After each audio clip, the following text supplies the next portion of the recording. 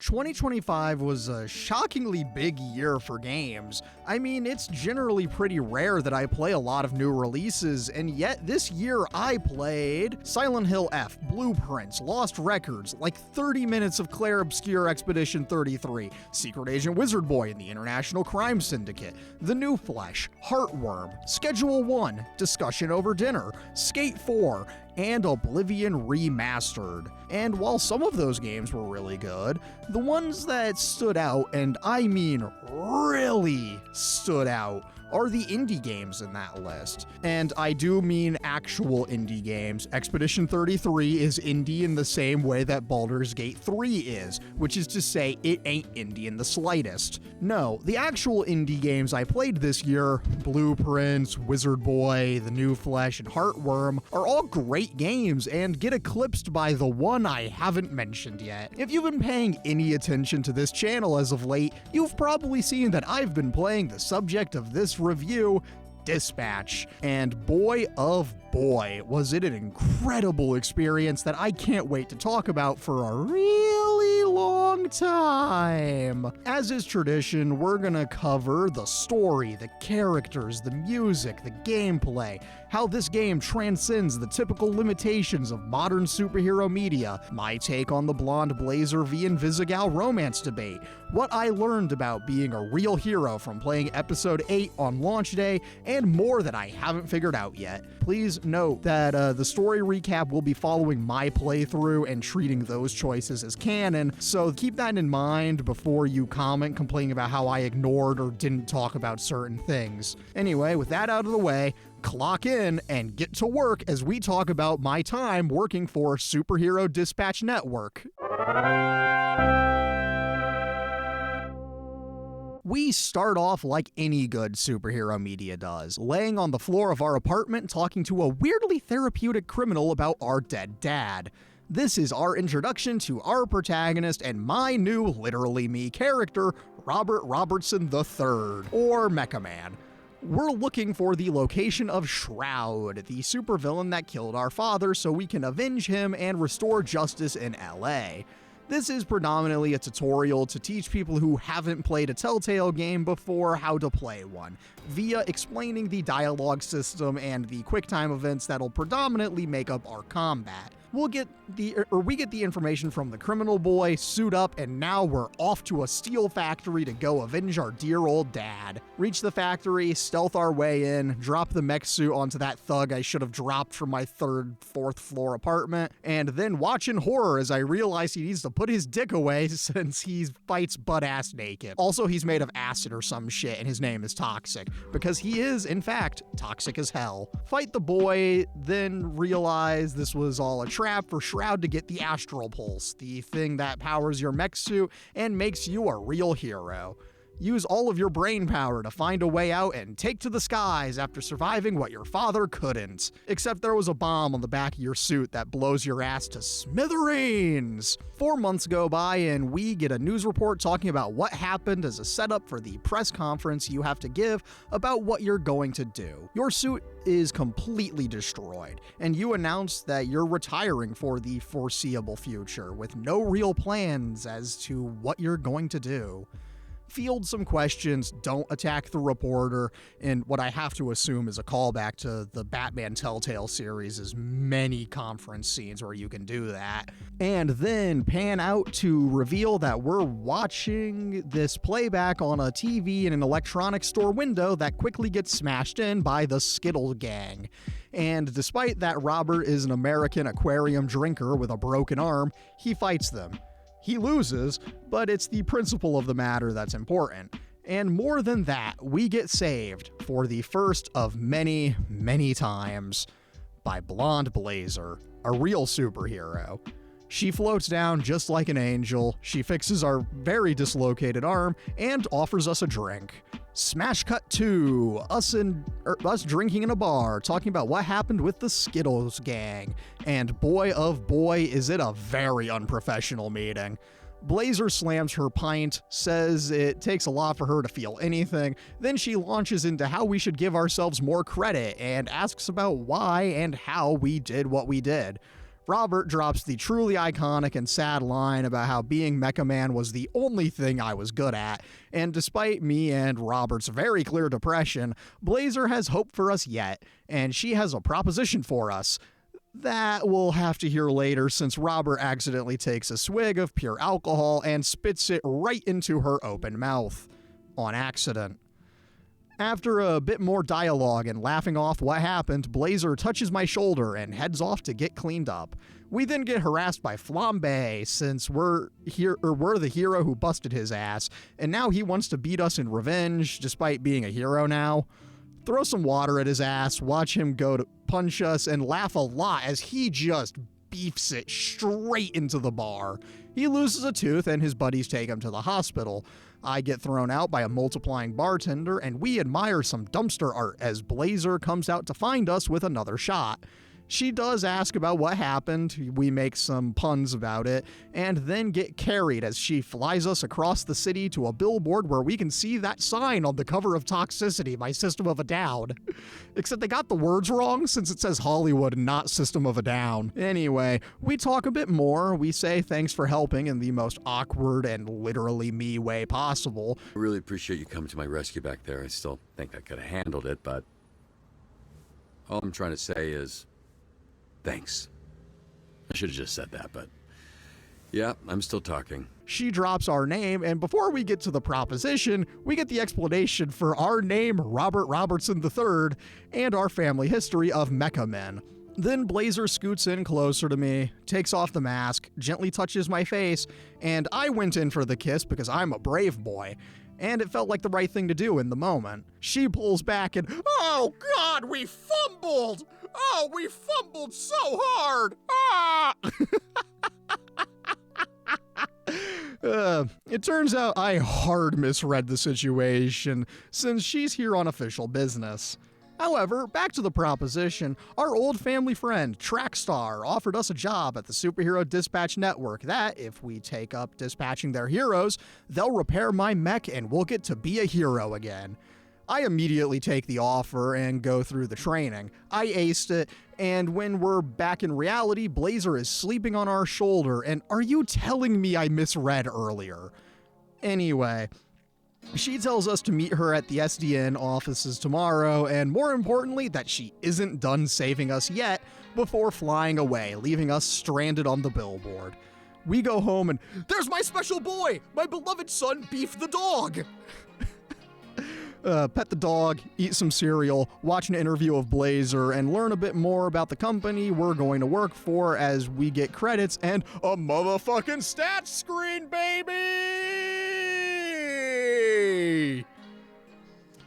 Let's go! If you're not familiar with this channel, you should know that I love a good end-of-chapter stats screen in a game like this, and while I won't call it out anymore in this video, just know that's how every episode ends.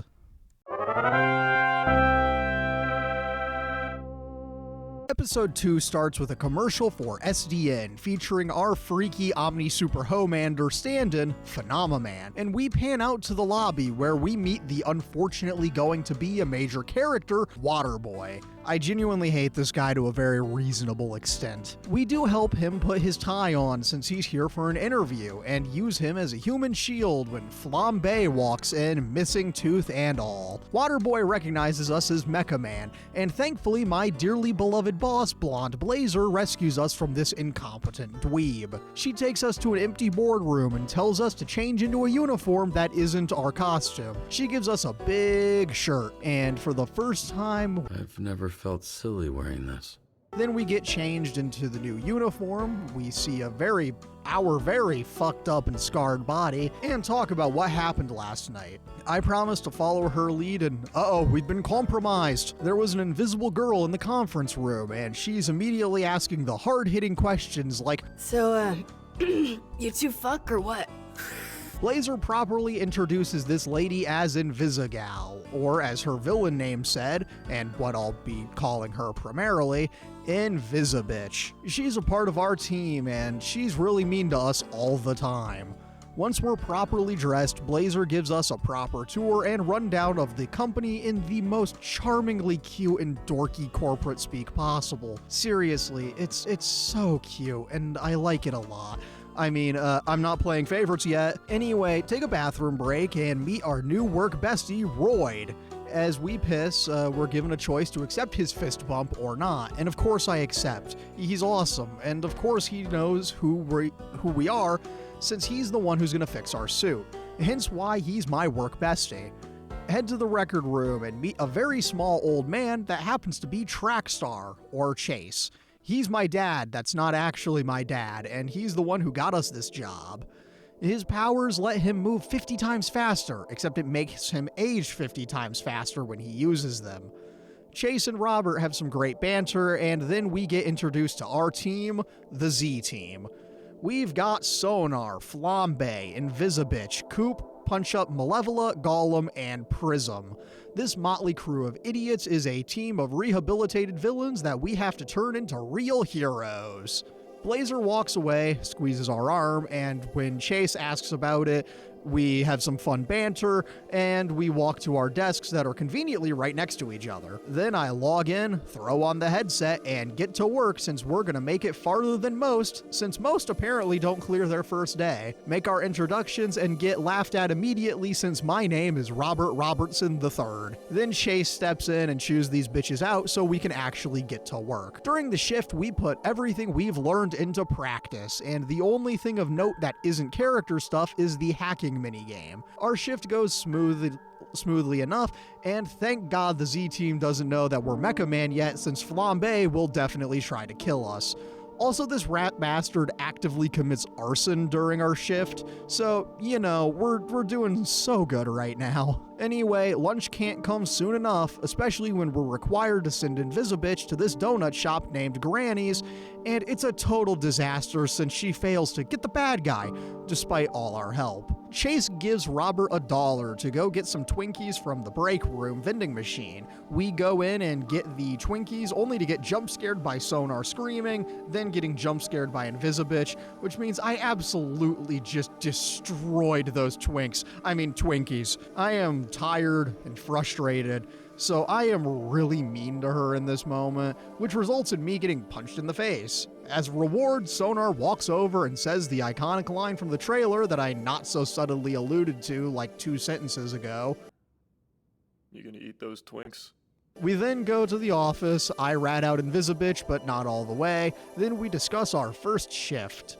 I give the first of many inspiring speeches, and we're gonna get our team of dipshits into an office where I will give yet another banger of a speech about what it means to be a hero without powers, and our request is granted.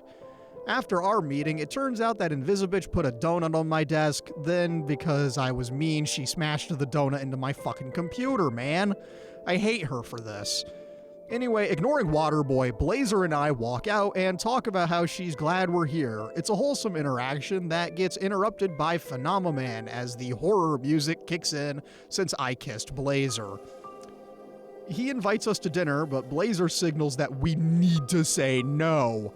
So I do say no and go home to see my son Beef as the credits roll and we head off to episode 3.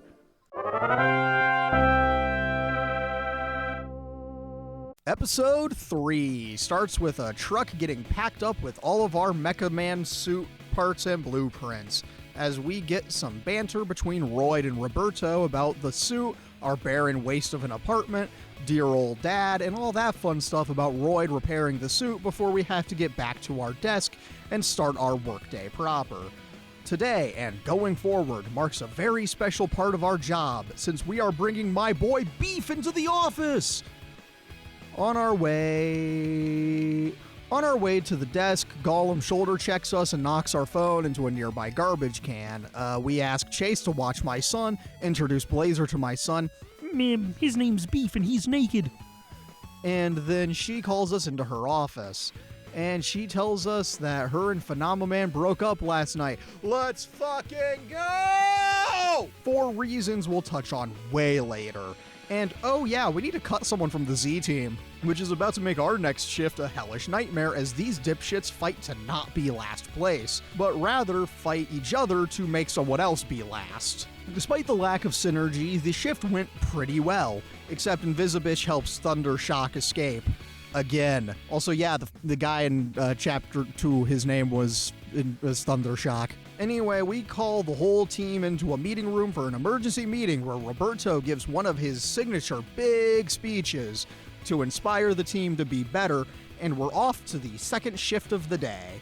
It goes a whole lot better, actually. Except Invisibitch refuses to do anything since she's in last place on the leaderboard, thus most likely to get cut. She goes off district into a playground to smoke and sulk.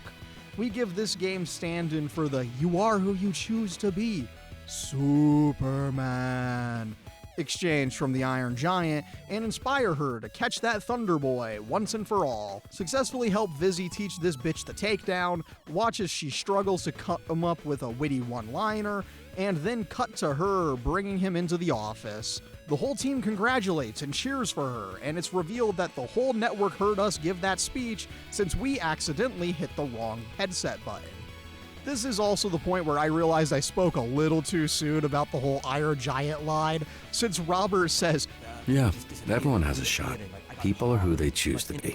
so I guess I really did use that line, or they really did use that line. Anyway, we still have to cut someone from the team, and we have two options. Tied for last place now that Invisibitch successfully caught Thunder Boy, Coop, or Sonar.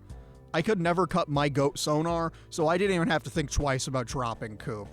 I tell her in person that she's being let go, she throws a knife at us and storms out as Sonar pops his head up to see that he is still on the team. Afterwards, we see Invisibitch stare at the leaderboard, and her not being in last place for once, she takes a picture, notices us, and says thanks with a certain look in her eyes before she leaves and the episode ends. Kind of a quick recap, but that's how it is when most of the episode is gameplay that isn't interesting to recap. We open up on Invisibitch just getting absolutely railed. Like, there's no other way to phrase that, and I'm sorry. Not that I can show any of it, but we very intentionally don't see the lucky fella until the job's done, and it's revealed that it was Robert the whole time! Then she wakes up because it was all a dream, and an apparently very wet one at that. In contrast, Robert wakes up in his fake plastic chair that looks like the real thing. Then we cut to him shaving and doing his morning routine before he grabs beef and heads to work. Sit down, log in, and oh, those Z-Team fucks installed a bunch of porn viruses on my work computer because I cut Coop. Anyway, character stuff ensues, Invisibitch drops the craziest counter to a Chase insult. Don't you got some work to do? Don't you got some dementia to onset? And we watch the news as we see Phenomoman walking down the 405 as the most depressed man alive. Waterboy tries to clean the TV, and I watch on in horror as I learnt I have to pick one of these bozos to join the team later. But first, it's mech time! We're getting a test run of yet another fake pulse that goes wrong when the fake pulse breaks. Royd and Robert go over the plans and tech when Invisibitch materializes and takes a long hard look at my ass, then asks the truly important question that makes Royd tell us to take this HR violation somewhere else. And oh yeah, Vizzy was sent to get us since Blazer wants to talk. Head to her office, help her zip her dress for some big ass event, warn her about a slight nip slip, and then get tasked with removing Phenomoman from some poor employee's car since he's crushed it by taking a nap. Talk to this Harry Dubois looking ass motherfucker. Get him off the car with a certified pep talk about how Blazer's feelings are not a problem to be solved. All that shit that results in him getting up so fast, broken glass from the car shoots into our chest, and now we gotta remove that. Go to the bathroom, remove some glass, and oh hey, Invisibitch appears and reveals that she dreamed about killing you again last night, and it felt alright to me. Dying on the banks of Embarcadero skies, I sat and watched you bleed. Buried you alive in a fireworks display, raining down on me. Your cold hot blood ran away from me to the sea. Oh, wait, that's not what she said. She actually said that she dreamed that we were doing stuff. I asked how my performance was, and she dodged the question. Turns out she was in the office when I was talking to Blazer before I got glassed to the chest, and her attempts to flirt are interrupted by Waterboy taking the fattest shit you've ever heard in a video game. And you chose to be here. Anyway, I'm now free to do my job for the first shift of the day, which includes the opening line of Malevola being grateful that Sonar is the one who didn't get cut. The shift goes like normal, and the most notable event during is Sonar's stapler saga, and Punch-Up leaving early to go check in on his ex-girlfriend and now ex-co-worker, Coop. During the lunch break between shifts, we get a scene where we bully Flambe and get him in trouble with Blazer for him bullying Waterboy. And it's time for us to acquire our replacement for Coop, Phenomaman, who is going to get bullied by the whole Z team for the rest of the game. We take a shower, Harry has a heartfelt alien speech thanking us for giving him a chance to be a hero again, and we're off to our second round of dispatching for the day. Shift goes as normal, and it's time to go home. It's time to go home. We take Beef out to the courtyard to go do beef things, and on the walk out, we see a family leave the office, and I'll just play the clip from the Let's Play series here. Honey. Oh, God. All these reminders of things I'll never have. Anyway, we walk back into the office and see Harry watching old tapes of him and Blazer fighting crime. We comfort him again, and this time we don't get any glass to the chest. We head back to our desk, and oh hey, Vizzy forgot to clock out, so she's gone to the movies for these. And for the second time in Glazed Ham history, we have a love interest in a choice-based game we're covering mentioned pegging. Anyway, she tries to get us to go see this movie with her, but I get a text from Blazer asking if I want to get some dinner with her, and I'm picking that dinner every time. Go ahead and be sad, Invisibitch. I got blonde woman propaganda to fall for. Back in the courtyard, blonde Blazer makes her big reveal about who she really is. A normal brunette woman named Mandy, who gets her powers from a magic amulet. The level of vulnerability and imposter syndrome she shows in this scene is great, and for the sake of the video I went in for the kiss, and it was really good, and I'll just let the moment speak for itself. People have expectations, and they never meet me first. It's always the superhero. It's hard to live up to.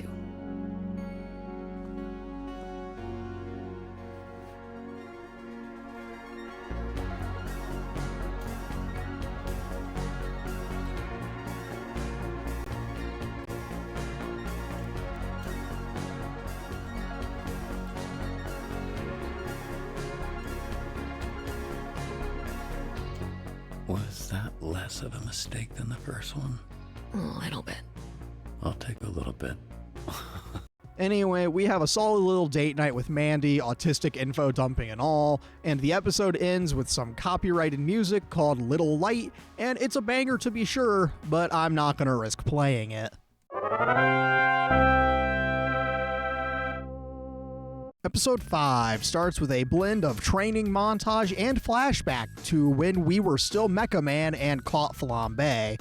We try to lift more weight than we can handle without a spotter present, and of course Flambe walks in to taunt and save us from ourselves. He taunts us, we taunt him, subtly allude to how I'm the one who took his tooth out, and we leave. Blazer drops by the locker room and she asks us on a second date! Yeah, baby!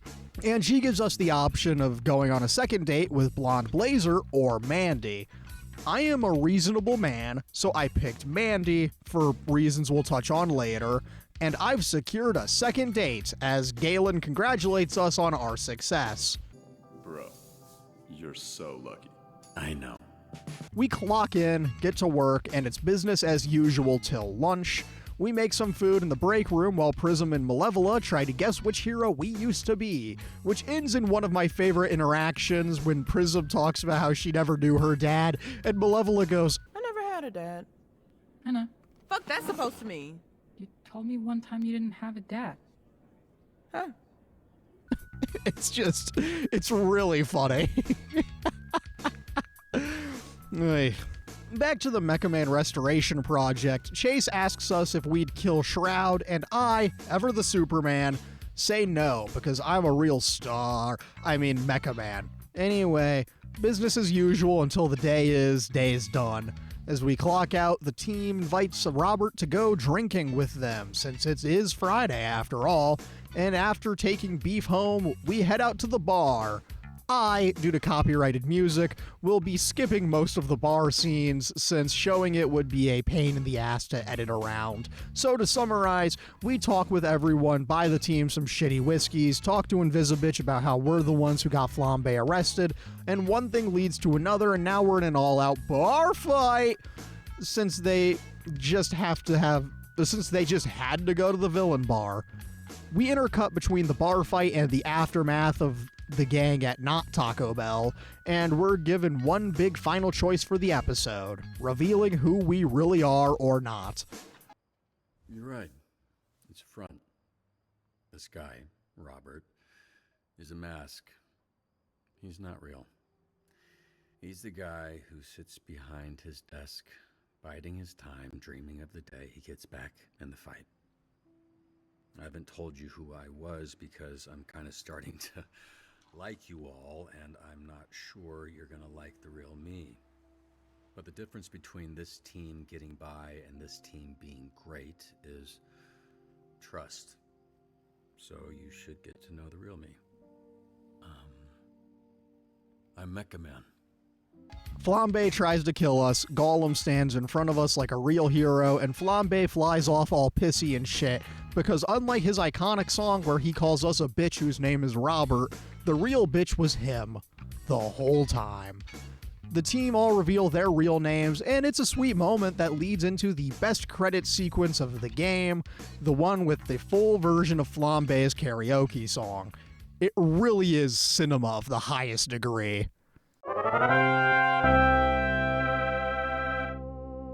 We start this episode off right by showing us booting up the suit for a test run in front of the whole team, who really are only there because they had money riding on who we used to be when we were a real hero. Hit him with the Superman pose, and then watch in horror as Robert explodes in front of everyone.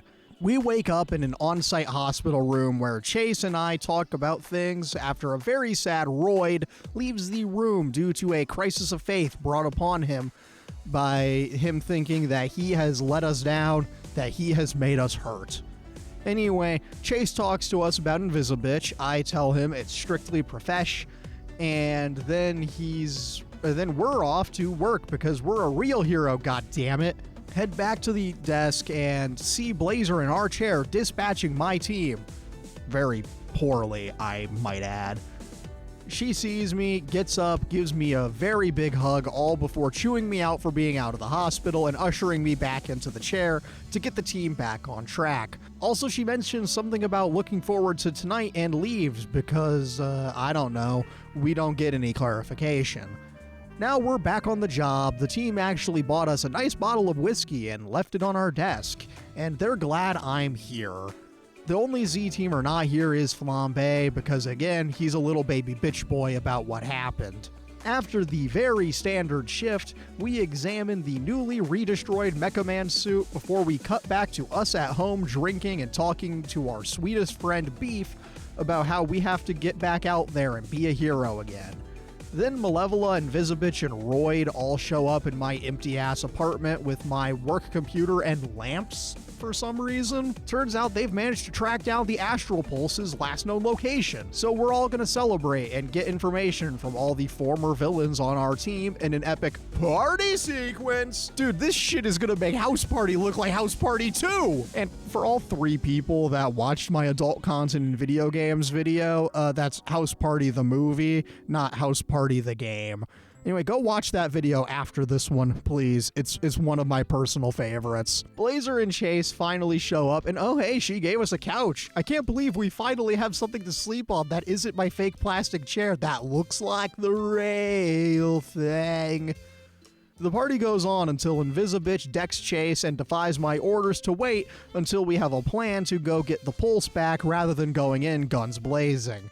Speaking of blazing, Flambe shows up and just punches me in the face for good measure as everyone is leaving. After the cleanup, we find Chase sitting outside because he couldn't find my apartment. We head back up, have a heartfelt conversation about everything, and then, oh boy, Vizzy went to the docks to go recover the pulse solo, which means we need to use our epic hacking skills to assist her as best we can. Shit goes sideways fast. Shroud comes in and takes the pulse from Vizzy, but not before sending her into an asthma attack and kicking her inhaler to somewhere she can't reach. We just cut back to the apartment, and I'm just gonna let the rest of the episode speak for itself, because fuck man, it's so good and tragic. Keep up. No!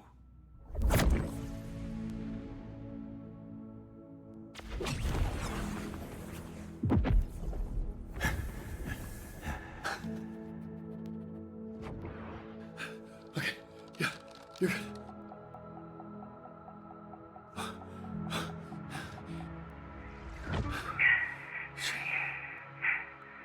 Okay.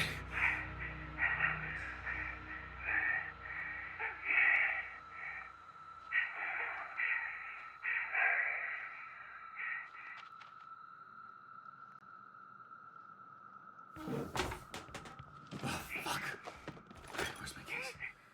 Where's my fucking keys? Hey, wake up. No. No, don't fucking do this, please. Please, Chase. Please.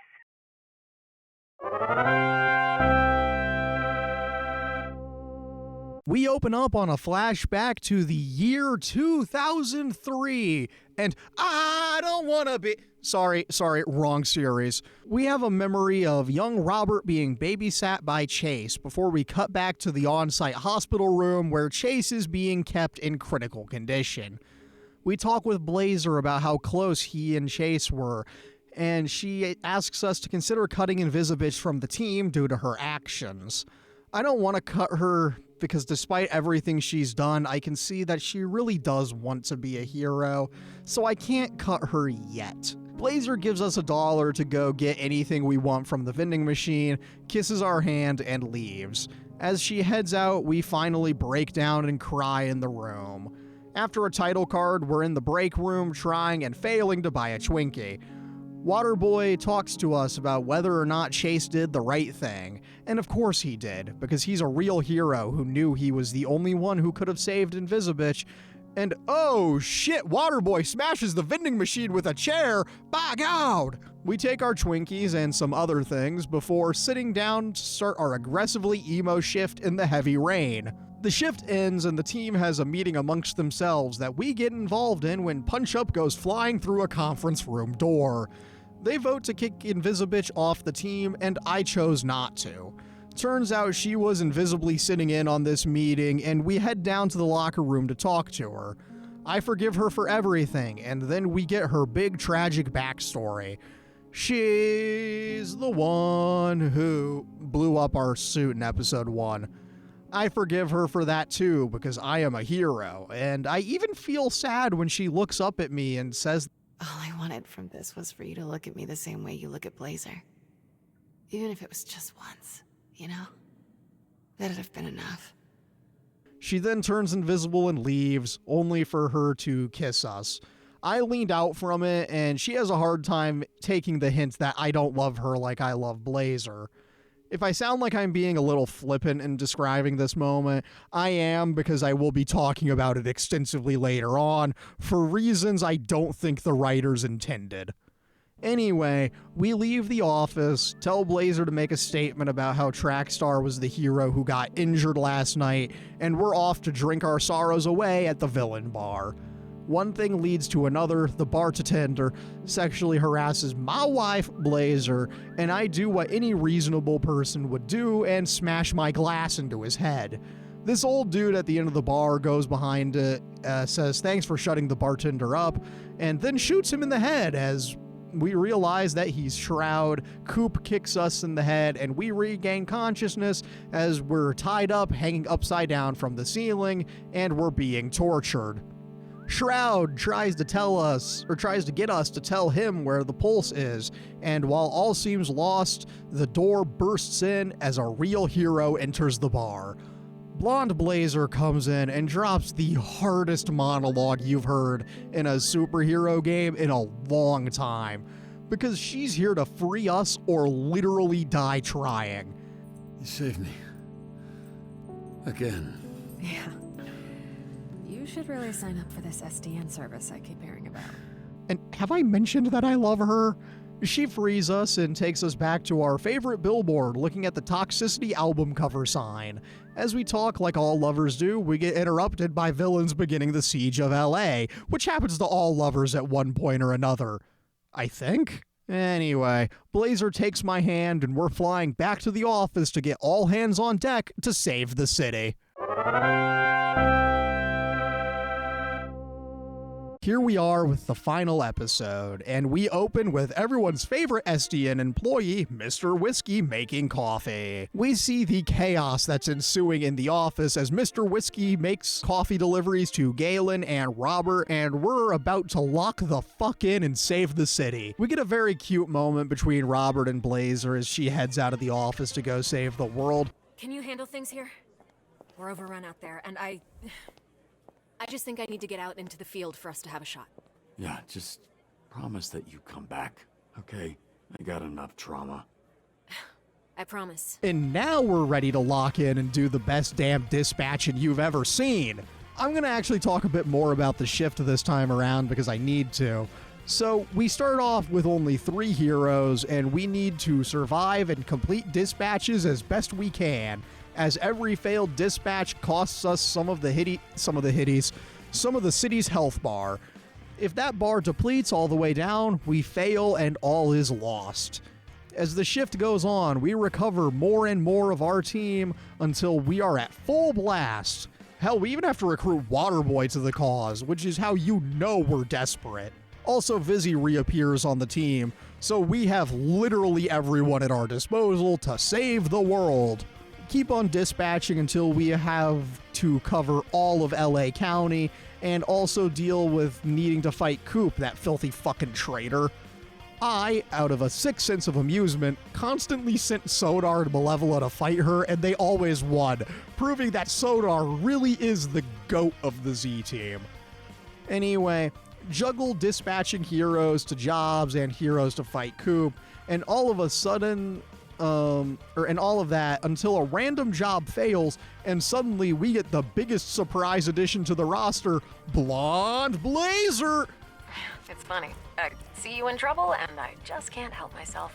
With her help, we fight back until we lose all power in the building. Roberto and Royd rush to go make sure Chase is alive. He is. And then we gotta make the man mecha again ASAP in order to stop the onslaught that's coming. We see Royd restraining Invisibitch in his lab, and it turns out that she's here with the Astral Pulse in hand. I finally have my power source back, and it's time to get back in the suit and be a hero again. But not before a long extended sequence of bullshit with Invisibitch, and for my effort to try and go it alone, I get pissed on because of this bitch. Anyway, I go off to get in the mech, Shinji. And as we check back in on Royd fighting in the courtyard, we drop down superhero landing style, ready to throw the fuck down and begin the final confrontation with Shroud. This begins a certified long-ass Telltale game quick-time event combat extravaganza, as eventually the whole Z-Team shows up and they're ready to kick some ass. Every single person on the team gets their moment to do some super cool fighting, and it really shows just how much we've improved as a team. Eventually, Robert and Blazer get pulled into a super amazing fight with Coop in the sky, and it's a really gorgeous sequence culminating in us clipping Coop's wings, literally. Then when Blazer gets blasted out of the sky by Shroud, it's truly beatdown time as we fight until all seems lost. Out of nowhere, a streak goes straight through Shroud's mech, and it turns out there's a Starman waiting in the sky. And that Starman is Chase. Mandy gave him the amulet, and he's gonna kick some ass. Shroud really didn't see that one coming, and since his mech is functionally useless, we get a beatdown with the whole team working in perfect synergy to set us up for the final blows, and for Invisibitch to put a bomb on his mech to blow it up in a sweet ironic justice. It seems as though we've won, but then Shroud is on the roof holding Beef over the edge of the building, and since he has the ultimate bargaining chip of my son, I have to try and appease his terrorist demands. I head up to the roof alone with the pulse in hand to hand it over in exchange for my son's life. He reveals Invisibitch's double cross again, because of course she betrays us again. I hand him both the Astral Pulse and the Proto Pulse at the same time to fuck with him. The Pulse gives him Turbo Ultra calculating speeds or some shit, but it doesn't really matter since the Proto Pulse in his head means that he chose poorly. He then whips his gun out and shoots me, only for it to go through Invisibitch's shoulder and not hit me. I tackle Shroud to the ground, go all Invincible Season 2 finale on his ass, beating him within an inch of his life, and I, as a real hero, chose to spare him. I go tend to Vizzy's wounds for a second as the team below fights off the last dregs of Shroud's team, and then as everyone gets arrested and the team cleans up, we get Vizzy into an ambulance, and the team has accepted her back with arms wide open. She's out of the game now, which means we get to talk to Royd about everything, see Chase on the news, and who cares about any of this? I want to go see my wife. Except, we have to make a choice about bringing Coop back into the program or not, and I do. Now, with all distractions out of the way, I get to go visit my wife and talk about how everything's gone, what's up with Chase and the amulet, how much of a hero I am, and I ask about what she's doing later. You're asking me if I have plans for after getting ambushed by Shroud and the Red Ring? Nah, was that too weird of a way of asking if you wanted to make out later? No. It was perfect.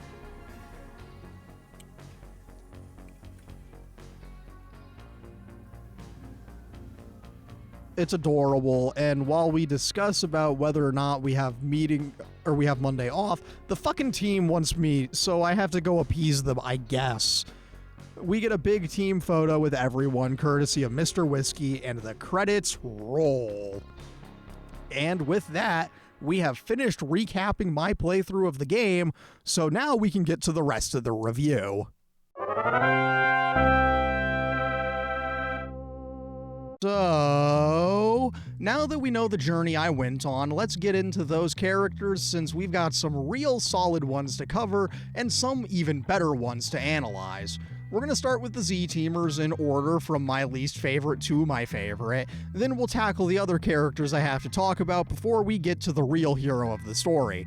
Who's that hero? I won't tell you yet, so stick around to see who is my favorite character. Anyways, we're gonna start with my apparently controversial least favorite Z-Teamer. My least favorite is an insecure, pathetic loser that can't form a coherent sentence to save his life, and now that I'm done describing myself, I realize I was supposed to be talking about Waterboy. Yeah, all of those words describe Waterboy perfectly too, and I think the reason he's so low is because he just annoys me to no end. I know it's deeply ironic for me specifically to complain about a guy who can't get through one sentence without tripping over his words, but come on, man. This dude is kinda insufferable, and as a hero, he has no potential, and a power that makes him a total liability. In the final chapter, his stats are awful, and I get it. The game rewards you for picking him, since you can make him better if you took him in earlier, but fuck off with that. But he has so much potential. Bullshit. He's an annoying bastard and I hate him. As I said in my playthrough, I need worse things to happen to this character. I feel bad for putting Coop so low, but I can't put her any higher since I didn't keep her around. Her ass was gone so fast in my playthrough that I feel a little bad for putting her so low, so I'm gonna judge her based on her late game interactions as the villain of the story. Her fight was cool. I like the aerial combat set piece where you and Blazer team up to clip her wings, but I think that's really all I can say. She wasn't the most useful Z-teamer to me, but that's probably because I cut her and not Sonar. I will concede that Prism is a very useful hero, but I just don't love her personality for most of the game. She did grow on me as the game went on, and I do like her well enough by the end of the game, especially because of the iconic What you mean temporarily? Bitch, you blind forever. in episode 5. It's just that her endless insults early on, especially episode 3's meeting, are really unfunny, and her comebacks really didn't do her any favors. I also have issues with casting musicians to play musician characters that do the music of the person voicing them. It's just a personal pet peeve of mine. And I'll say it, I do not care for the song Pound Cake at the end of episode 2, but Hose Depressed in episode 5 I can give a pass since it's fun. Also, my big beef with Prism is that in the concept art she was supposed to be goth, and I am so sad we didn't get that version of the character. And I mean proper goth too, like in that Mary Wollstonecraft, Shelley, Robert Smith kind of way that I adore. So yeah, I am obviously docking points for not sticking to that vision of the character. Phenomaman is a depressive little bitch boy, but I kinda love him for that. His lack of understanding about humans is fun and actually explains a lot of things, particularly why Blazer dumped his ass, but we'll get into that later. While he's in his ultra-depressive state in episode 4, he's rocking that Harry Dubois facial hair, and I have to give him props for that, even though I don't like Disco Elysium. His lines are all very fun. I like his synergy with Punch Up. His ability to recover in 2 seconds is far too valuable to turn down, even if his ass gets real depressed and has to recover for 45 seconds if you fail a single dispatch. He's just too useful. Gollum doesn't do much, but boy, when he does something, he brings it.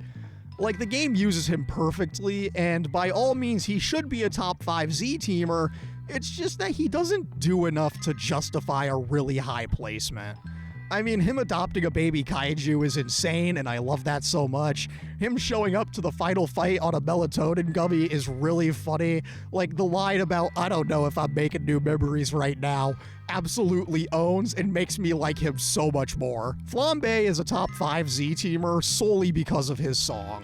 The rest of the character means nothing to me. It's all about, I'm a bitch, my name's Robert, such a bitch whose name is Robert. I mean, without the song, he's in 7th place, but because of the song that he done sung, he gets to move up into 5th. Bits aside, I don't love Flambe. Like Prism, his personality rubs me the wrong way, but I think he is consistently far funnier than she is, and he gets some really good sequences. The flashback fight is really, really cool. The bar fight in episode 1 is a lot of fun, and I love him for that. Also in the comics, he runs over Waterboy on his way to work at the start of episode 2, and that is something I wish I could have did because, yeah, probably felt pretty good.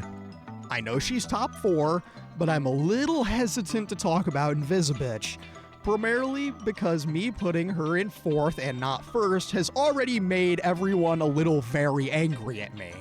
I think she's the most complicated Z-teamer since she's the one you have the most influence on in the narrative. It's just that as such, I have very complicated feelings towards her for a lot of reasons that we'll touch on later. One thing I can say is that I love that she's asthmatic. It's a very neat little detail that does have some pretty heavy narrative significance. But even before I knew that, I thought it was a fun touch that she's constantly huffing that inhaler during every mission, since her powers are tied to her breathing. Beyond that, I think she's fun. I can see why people like her. I do think that the writers could have toned down the sexually charged comments a bit, because I don't want to have to get HR involved, but if she doesn't cool it, I'm going to have to file some pretty heavy complaints. That's not a ton of thoughts, but I have to save those for a later section, alright? The top 3 is where things get a little fun and silly, since my 3rd favorite Z-teamer is Punch Up. It has nothing to do with his VA, it actually has everything to do with the character archetype and his special move. I am a sucker for a comically small character that's a literal tank. I mean, see how many times I referenced the one D&D character I've ever played, Tony Bastardo, a New Yorker halfling baseball player that uses his baseball skill set to shape his combat. It's really janky, but holy hell is he such a fun character. Anyway, Punch-Up is a lot like that. He's aggressively Irish, he's small, he punches with an insane strength, and god, him hitting bitches in the dick went so hard. A particular shout out to him beating the ever-loving hell out of Toxic in episode 8. It felt so good to see, and it made me laugh so hard the first time I saw it. I love Punch-Up, he's crazy, and he is so cool. In second place, we have Malevola, for reasons. No, not those reasons. Get your mind out of the gutter. I like Malevola a lot because she's very fun, her power set is great, her aesthetic is perfect, and her relationship with Sonar is really strong. I mean, she's so happy when you keep him on the team, and there's a line between them where they go, "I'd die for you, not if I die for you first," which is really cute. I love their banter and random extra interactions, like this one mission where Sonar asks if they can go get ramen, and Mal goes something to the effect of, "No, you always get cranky after ramen." Or the interaction in episode 8 where Mal talks about what we're willing to negotiate, which makes Sonar go, "Aw, Mal, have you been watching the TED Talks I've sent you?" And it's so sweet and fun. Their comic is also really, fun and silly, and continues to prove why Malevola is a top-tier character. Also, she's an Australian demon model with a sword. I don't think I need to explain why that concept fucking rules. Her power to take people's injuries is also really helpful, and her synergy with Sonar really does wonders for clearing certain missions. By process of elimination, you know who my number one Z-teamer is. It's the GOAT himself, half man, half bat, all freak, Sonar. Like Punch-Up, it has nothing to do with the VA and everything to do with the character himself.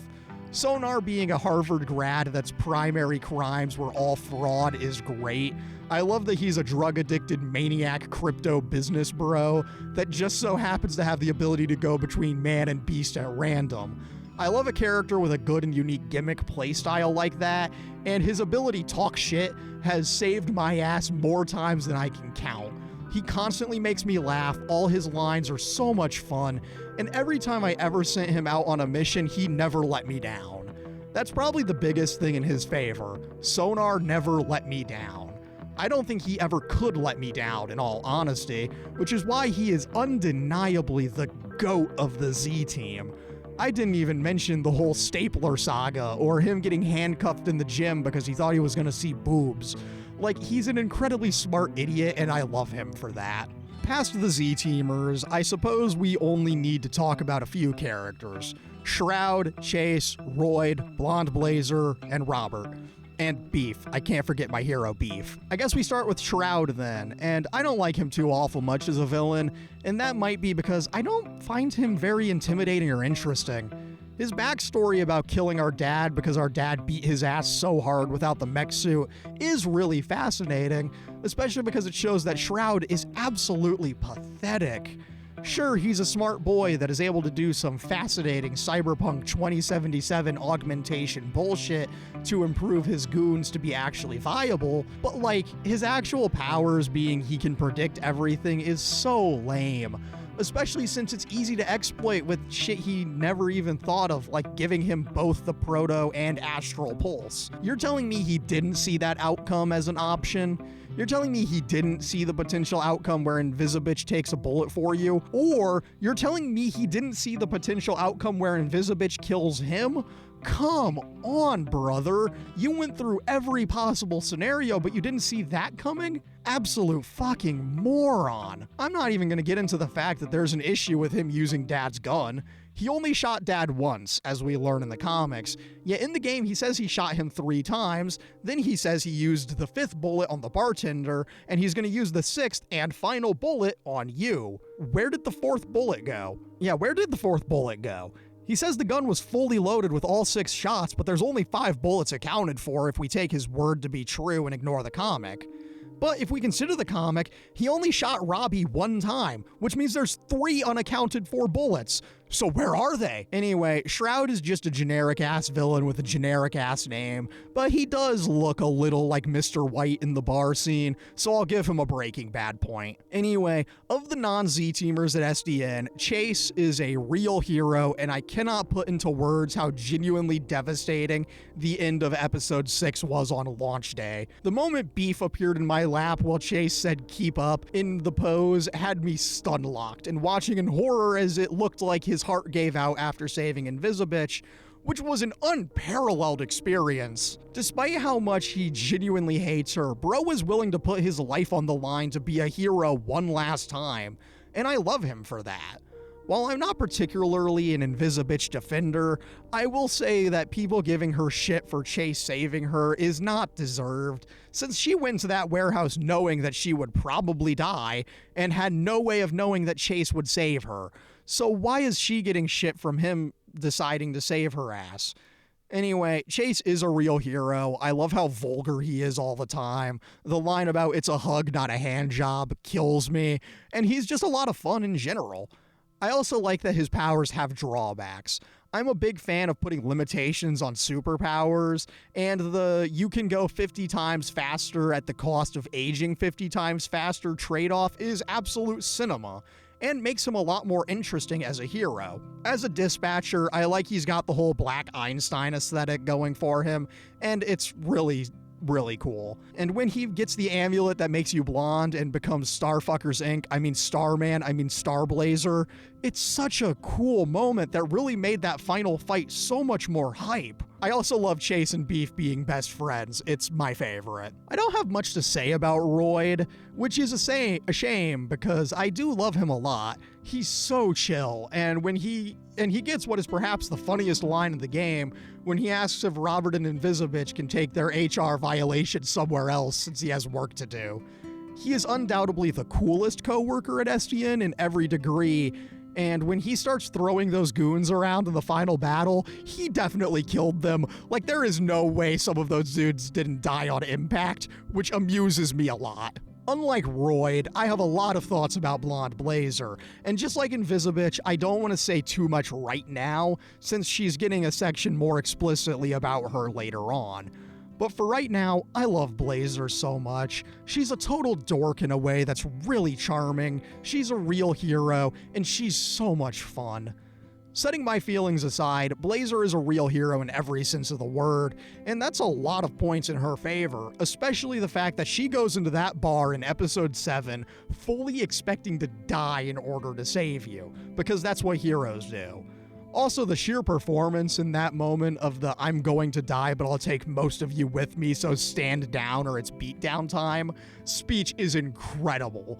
I do also really like how clumsy she is. Like, she slips on everything at every possible turn, which is a fun little character detail that I like. But the biggest details are things I need to save for later, so we'll get to Mandy in a bit. Robert is another certified addition to the glazed ham, literally me character pantheon. I mean, I love that he is the most depressed man alive in every moment, and the dedication to his work is really admirable. I also really like the writing of the character, particularly his line about, "The family tradition, if there is one, is dying in that suit, which I guess I don't have to worry about anymore." in episode 1, which it's a line that hits so hard because it's really well written. But even the sillier lines like the donut interaction or the Michelin star fact on the first date with Mandy or any other number of things that I can't repeat here, like, he's just a really well-written and well-made character. More than any of those interactions, though, is the fact that he is just a man with no powers. It's the same logic that makes a character like Batman so interesting, where the fact he has no powers makes him all the more compelling, and mech suits go crazy in general, which is only extra points towards an already incredible score. I love Mecha Man as a hero. I love him as the most depressed office worker. He's a lot of fun, and sometimes he hits a little close to home in a way that I love. I'd still argue that Sonar is the real MVP of Dispatch, but Roberto Robertoson III is definitely up there. Now, I forgot to write this, which is a horrible sin on my part as I'm recording, but Beef is actually the best character here. I love him. The fact that Beef actually, you'd think he's more like a corgi, but he's not. He's actually a very overweight chihuahua, which is wacky and really fun. Like, it's just such a cool little dog. I love Beef. The fact that he gets to come to work with us is the greatest thing ever. Beef is really just the best character here. So you know what? Fuck everything I just said. The best character in the game is Beef. Like, no contest.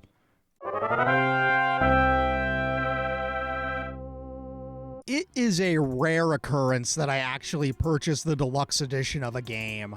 And the deluxe edition of Dispatch is one of those occasions. Not just for the comics and concept art and all that extra cool stuff, but in large part because of the fact that I wanted to own the entire soundtrack, since, oh my god, it's so fucking good and versatile for videos. I mean, I've been using it a lot recently, and it works so well. Like, I used a ton of the music in the final One Tree Hill video, and it worked wonders for fitting the vibes of certain sections. It's definitely been playing in this video. And I want to spotlight certain tracks that I think are really, really good, and I guess I'll talk about some of the licensed music too, since there is some licensed music to talk about as well. First up, my favorite tracks on the OST are related to scenes with Blazer, and those are the tracks Easier If We Fly and Mandy.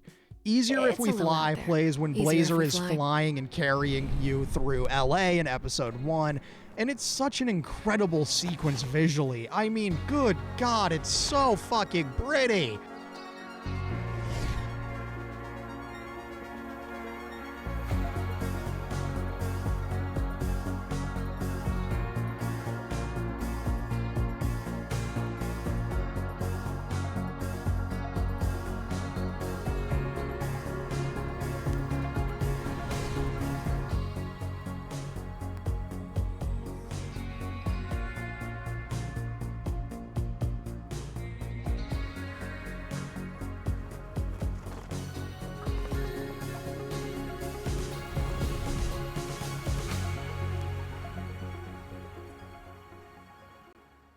And really adds to the vibe of the moment, and it definitely misled me by setting my expectations that the kiss was appropriate. Mandy plays during the first date after work in episode 4, specifically during the transformation sequence and kiss sequence, my beloved. And it hits so hard. Easily one of the best themes in the game, no questions asked. Like, listen to how pretty that melody is.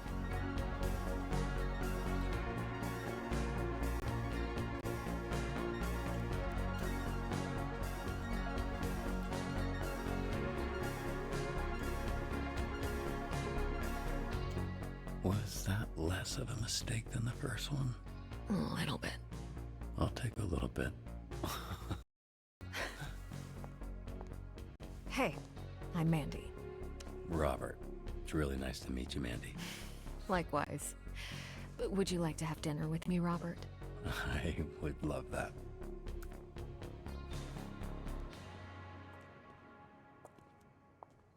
Some other OST standouts include Fuck the Stars, Shift, Shift Z, Mecha Man, Slice of the Southland, Mr. Whiskey, and a lot of others I can't remember. Now for the licensed and one ambiguously licensed track. I've already said everything I want to say about Hose Depressed and Pound Cake, so we're off to the tracks that I really want to cover, Little Light and Radio.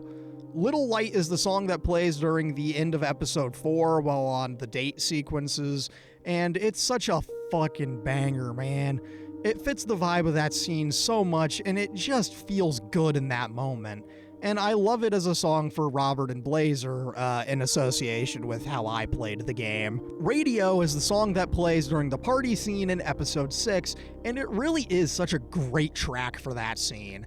Maybe I'm a little jaded by every piece of Dispatch fan art I've seen using the song, because literally every piece of fan art I've seen on Instagram uses Radio or Pound Cake for some reason, which prevents me from wanting to go out of my way to listen to it more, but it is a good banger indie song. It was also really cool to see how much this game helped the artist who made the song grow their career, but that's not the point. The point is, the song is great, it's a very good needle drop that makes the party scene stand out. Granted, I had the licensed music mostly muted while recording. I did hear a lot of the music in my first personal playthrough of the game. All of that said, the best song in the game, hands down, is Flambe's karaoke song. Without any doubt, this thing is a massive highlight of the game. I mean, I find myself singing, I'm a bitch, my name's Robert, such a bitch whose name is Robert. I'm a bitch, I'm a bitch, I'm such a fucking bitch. I have no hopes, I have no dreams, and a tiny little beam, and it doesn't even function anyway. a lot now as a result of how memorable it is. I even used it to replace the copyrighted music in my playthrough of episode 5 because of how much of a banger the track is. And when I learned that this was an improvised song, I almost died because it's such a phenomenal bit, and the fact that it wasn't scripted made me love it even more. It's dumb, it's crass, it's stupid, and above all else, it's really silly and fun. And I guess that's what I look for, you know, that or like The Cure. Look, the Telltale gameplay model is nothing new. Hell, I've talked about this type of gameplay a fair amount on this channel with Until Dawn and The Quarry, and the never-to-be-released Batman Telltale series.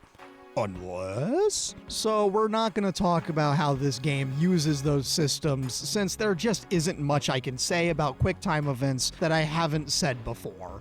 So why is there a gameplay section for this game in this video, if most of it is the usual Telltale affair? Well, it's for the titular dispatch system, because oh my god, it's so good and I am desperate for more. The actual gameplay loop of dispatching is quite simple.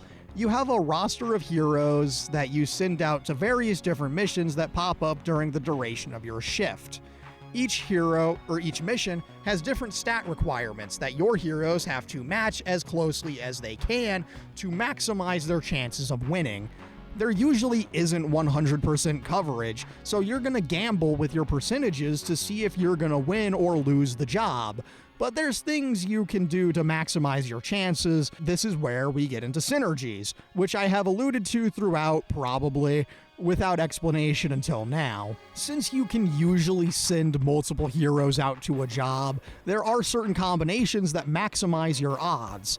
Every hero has a pair they synergize with some having multiple synergies to account for player choice, and these pairs, all of them, and the potential ones, are as follows: Sonar and Malevola, Prism and Flambe, Invisibitch and Golem, Punch Up and Coop, Punch Up and Phenomaman, Punch Up and Waterboy, Malevola and Phenomaman, and Malevola and Waterboy. Those last 4 synergies, I believe, are dependent on who you cut. For example, I never saw synergy number 7 on the list since I kept Sonar, which means I got to see synergy number 5 during my playthrough. Anyway, the point is, these synergies are where we not only make our job easier, since they provide a chance increase to those who know, but they really let the characters' personalities shine.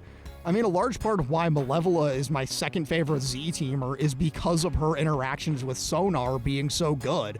And they were definitely my most sent synergy pair, because maybe second only to Flambe and Prism. I love the synergy system because of how much depth it gives every Z-Teamer, and it adds a lot to the already really solid dispatch system. Speaking of, each job gives you a little description of what the scenario asks you to do, which treats the process of picking which heroes to send as a small logic puzzle, where you have to predict who's the right hero for the job based on those descriptions and their stats. Sometimes I misread some missions pretty damn hard and just barely clutched a gamble to win, and others I had the perfect read and lost because of random chance.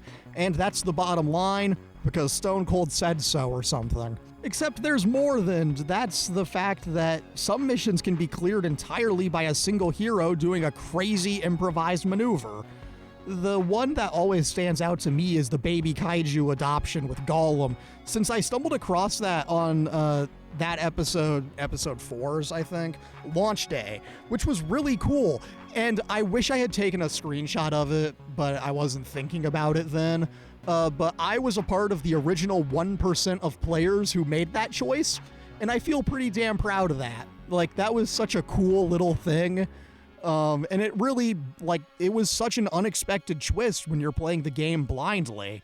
And it makes it all the more interesting. By the end of my time playing the game, I really wanted the devs to add an endless dispatcher mode because it was a lot of fun, and with Episode 8's final dispatch having literally everyone, it made me have a craving for an endless dispatch mode where you can use every hero at SDN, mostly Blazer. I just wish she was around more in the roster of heroes because I love her and she's absolutely better than every Z-teamer combined. Because it would be a lot of fun and it'd make me more invested in playing the game even more. Speaking of playing the game more, I don't have the time to replay and see every single choice's outcome, which means I will be flying a little blind later on in the second section after this one, but it means I need to talk about this being a choice-based game in the vein of what is my favorite type of game to cover on this channel, the strange type, which this is only adjacently.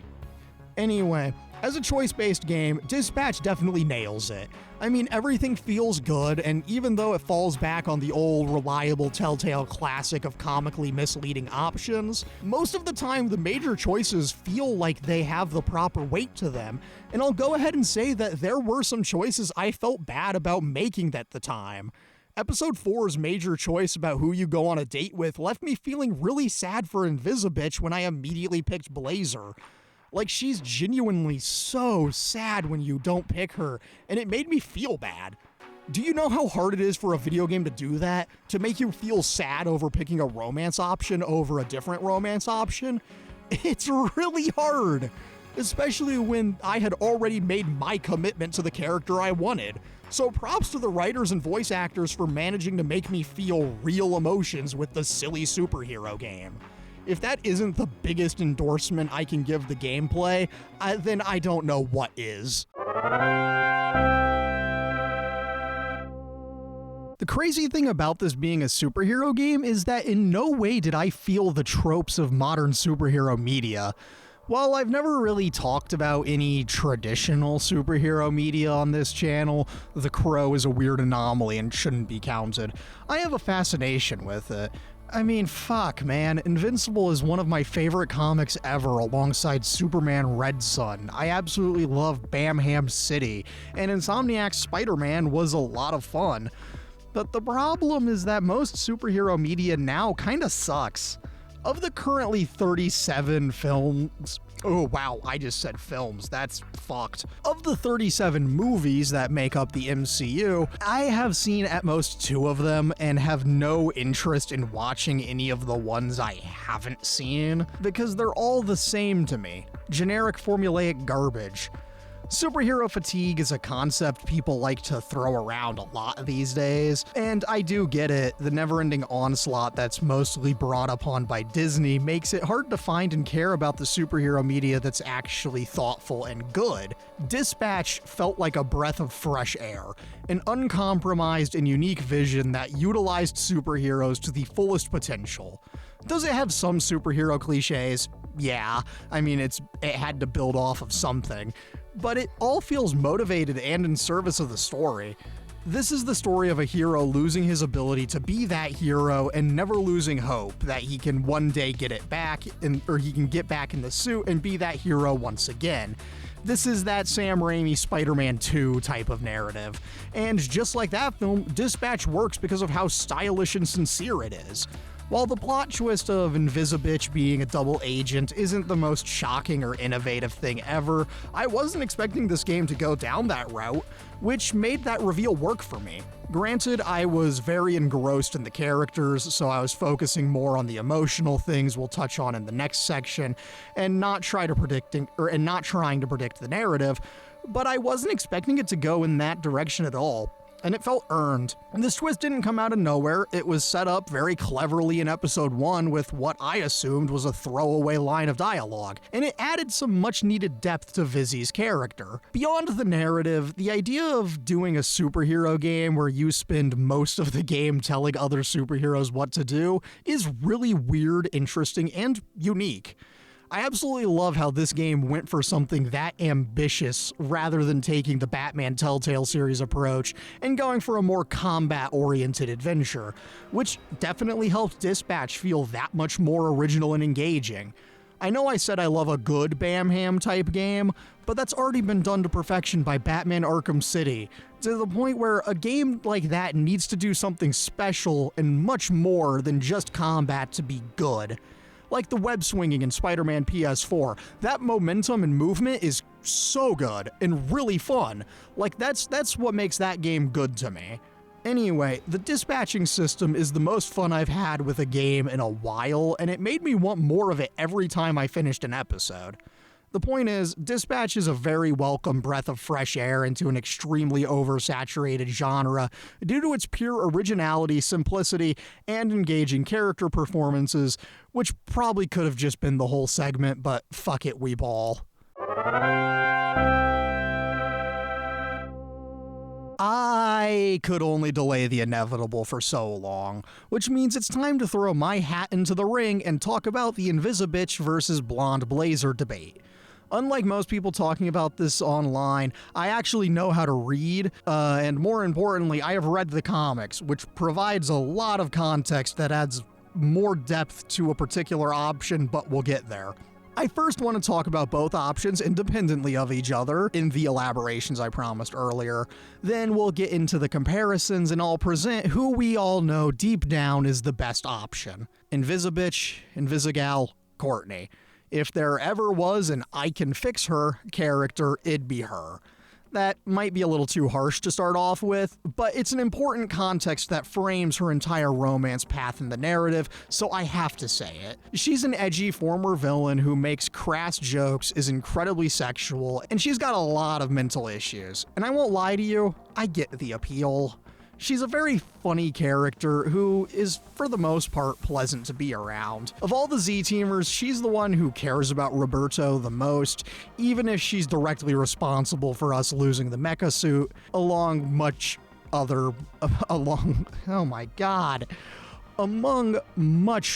worse acts that we'll assuredly be covering later. I didn't romance her in my playthrough, but I have seen what her scenes are, so I feel confident enough in talking about it. The first scene that's relevant to our discussion here is the scene at the park in episode 3, as I feel it's the moment where Courtney begins to actually have some feelings for and interest in Robert. It's a moment where someone actually cares enough to believe in her and give her that push in the right direction to be the hero she's always had the potential to be. And I'm positive this is the setup to justify the episode 4 wet dream sequence. Anyway, the point is, episode 3 is the rare moment in which someone has ever been genuinely kind to Courtney, which explains a lot. After her wettest dreams, episode 4 has some very fun scenes like the mecha jerkin' conversation and the bathroom scene, but the main scene in episode 4 is the movie theater date, which is fine. It's fun, it's cute, the whole being friends thing is a choice, and it's definitely a fun way to start a romance path, albeit it's pretty short. Then we're gonna jump straight into her next real big moment in the romance, episode 7. The locker room scene made me sad until it made me a little very annoyed, because the line, "All I wanted from this was for you to look at me the same way you look at Blazer. Even if it was just once, you know? That'd have been enough." is really sad, and I get it, and it says all you needed to say, but it's the kiss after you think she's left that I have a lot of problems with. See, if I was trying to romance Invisibitch, I get it, you'd lean into it, it'd be a sad and bittersweet moment. But this kiss is forced to happen regardless of who you romance and how committed you are to them, and it leaves a really bad taste in my mouth. I understand why as a character in a narrative this makes sense, but I do not want this, and of all the HR violations in this game, this one is the most egregious. In my playthrough, I was clearly not interested in her, and she still goes for it anyway, and the leaning out option isn't enough here. If this had come before making the choice on whether or not she should be cut from the team, I'd have cut her no hesitation, because this was a line she should not have crossed, full stop. Now, let's set aside the sexual assault kiss, and also, yeah, let's just call it what it is. That's sexual assault, Visibitch. Like, that is in no way okay. And now, let's set that aside and just look at what should have been the only kiss, the one at the end of episode 8, assuming you were a real hero and taught her to grow and all that. I actually really like this one. It's very cute and very fun and rewarding and sweet. The actual moment is as Courtney is being wheeled away to the hospital after getting shot. She says, "You've got something on your face." You make a comment on how you're a bleeder, kind of in a reference to an earlier thing when she makes a joke about being a screamer. Doesn't matter. Anyway, she pulls you in, kiss, boom. It's simple, it's cute. You'll wait for her once she gets out of the hospital or whatever, and that's that route. Oh yeah, you do kiss her in front of the entire team, so that'll make for a fun shift on Monday. Anyway, as a whole, I can get why people like Vizzy. The inherent problem is I don't have a savior complex, so I get nothing from the whole I can fix her angle. And while I like her well enough aesthetically and enjoy her personality to an extent, I can say she's just not the girl for me. And that's also ignoring the elephant in the room. But not the point for right now. Blonde Blazer, Mandy, my boss. She's a real hero by every definition of the word, and she's also secretly just a normal person who wants to do normal people things. Right off the bat, I'm going to say I love Mandy. She's the best, and if you wanted me to be objective with describing her, you picked the wrong channel. From Blazer's introduction in episode 1, I already knew I was picking her as my romance option for my playthrough, and my god did I pick right. I mean, all of episode 1, the way we're introduced to her, the way she touches your face, and the line about "I'm not done saving you yet," just critically hit me so fast that Vizzy never stood a chance. I mean, episode 4's dinner date is just top tier. Like, how do we even get better than the reveal that Blonde Blazer is actually a brunette? I mean, blonde woman propaganda has been a long-running gag with my Dispatch series. But in all honesty, I prefer her as a brunette, and coincidentally, this helped me out in the long run. See, if you only see the gameplay and go from episode 2's ending into episode 3 and discover that Blazer broke up with Phenomenon, it seems like you, yes, you, caused it. And a lot of people try to make the argument that this makes Blazer a bad person. However, objection! If you turn to the comics, you'll find that during that dinner, Blazer and Phenomenon haven't been compatible in a long, long time, since all he ever wants to do is hero shit, and she wants to do all the normal couple things he has no interest in, which means she was 100% right to just drop his ass. On top of it being justified, it was a decision that was in the making for a long time. So she didn't do anything wrong, and if you want to complain about the player kissing her in episode 1, brother, that was just you misreading a situation, and that was your action. So again, she did nothing wrong. Sorry, I blacked out there for a moment. Hope I didn't end up in a courtroom in an overly elaborate reference. Where was I? Oh yeah, being the #1 Blazer defender, right. So, considering the division between Mandy and Blazer, this set me up perfectly for episode 5 when she asks who you want to go on a second date with. Having paid attention to what she said during the first date Mandy edition, and considering the comics, picking Mandy as the second date option is absolutely the best choice, because it shows that I am more interested in her for who she really is rather than the blonde facade, which then makes everything going forward far more rewarding.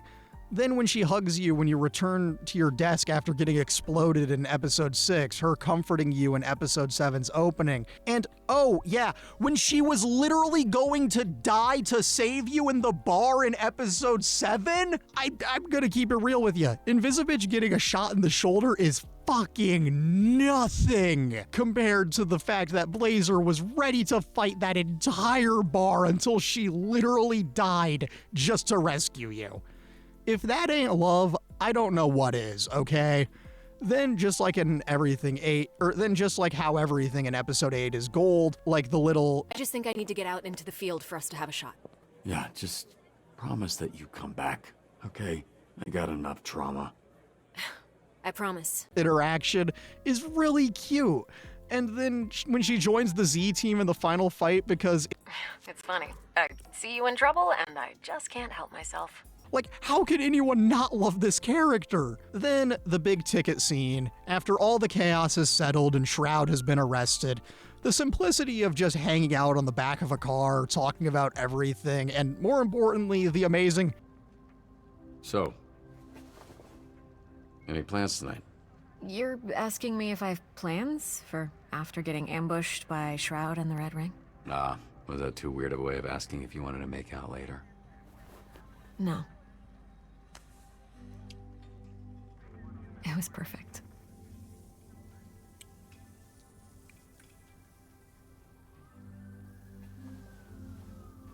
Like, it's perfectly dorky in a way that I adore.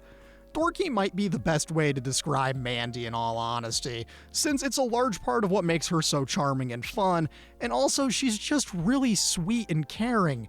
And, you know, she doesn't sexually harass or assault you at any point, which is a big plus. More than any of that, the fact that romantically all Mandy really wants is to settle down and do normal couple things and not only superhero stuff makes her a lot more appealing to me. Like, that's the kind of complexity and glimpse into a character's inner life that makes me love them even more. So, how do these two options compare to each other?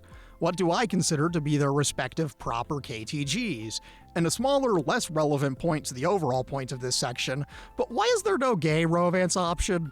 Not that I particularly care one way or the other, I'm just a little curious why they skipped out on doing that, just given the type of game that this is and how successful adding a gay romance option has been as of late, and given how diverse the game already is. Just an observation I didn't have anywhere else to mention, so we'll get back to the main point. To answer the debate everyone has been having on who's better, Invisibitch or Blazer, the answer is so painfully obvious. It's Blazer and it's not even close. I get why someone would be interested in Vizzy, I really do. But Mandy just hits so much harder. She's so much kinder and sweeter and fun to be around. And the fact that she too is just a normal person without the thing that makes her a superhero is great, and gives her even more common ground with Robert, and makes me like them all that, or together all that more. All that much more. Wow, that's a fucked up sentence. Good job, past me. Funny enough, this is weirdly the opposite reason of why I like Mark and Eve and Invincible so much, but that's the subject for a much different day. Maybe one day that script will see the light of day if there's enough interest from viewers like you, yes, you, in the comments. Vizzy just doesn't got it going on like that, and I get why someone would like her, but she just ain't for me. I think it even comes down to the KTGs, given that I am willing to accept that both characters have two moments. Oh yeah! I forgot there are probably new people here who don't know the required terminology. A KTG, or Kiss the Girl moment, is shorthand for the big narratively relevant moment in which two characters kiss, usually for the first time, although that is not a requirement. The point is, it's a narratively significant moment, my go-to being Warren's KTG in the original Life is Strange, an example of a first kiss that is narratively significant but since it occurs right before Max goes off to save the world, and it's the only time you get to tell him how you feel before you reset the timeline. That's the classic example, but there's plenty of others where it can be a moment that's a payoff for any number of setups. See One Tree Hill Season 4, Episode 9, or for those of you who have seen my coverage of the series, Episode 76 out of 187, for a solid example of the big payoff KTG in action. I would be remiss if I didn't mention that there are exceptions to the rule about a KTG having to be a big climactic moment.